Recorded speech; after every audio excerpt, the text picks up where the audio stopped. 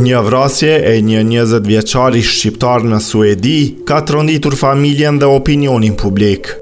I riu u privua nga jeta me thik pas një përleshjeje që ndodhi në qendër të qytetit Kristianstad gjatë fundjavës që lan pas.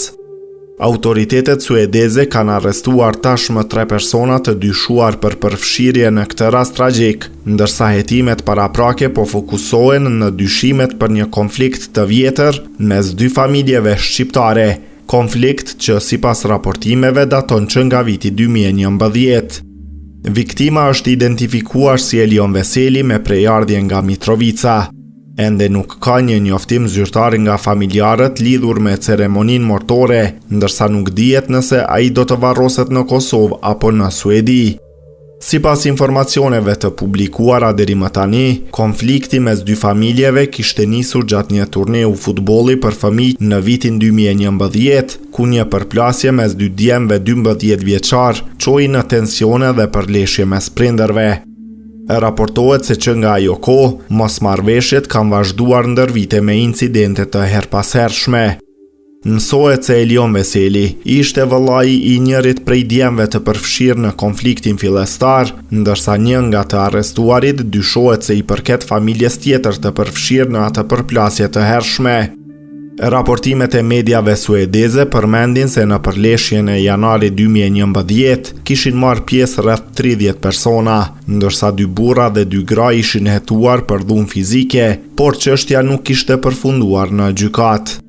Mediumi suedez Buletin shkruan se hasmërit mes familjeve shqiptare janë një fenomen i njohur, por sipas tij nuk ka elemente që tregojnë se bëhet fjalë për familje kriminale. Disa prej personave të përfshirë figurojnë në databazën juridike verifiera, kryesisht për vepra të lehta penale.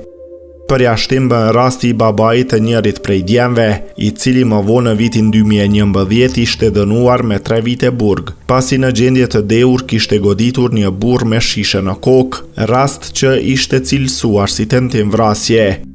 Sipas raportimeve më 30 dhjetor 2014, 2 djemt u takuan sërish gjatë një ndeshjeje tjetër, ku dyshohet se pati pra përplasje.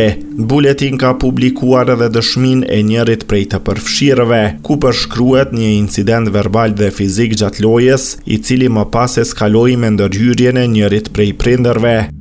Në vazhdimsi raportohet se babai i njërit prej tyre kishte qenë trajner futbolli, por ishte larguar pas një përleshjeje tjetër gjatë një ndeshjeje në Skan në vitin 2015.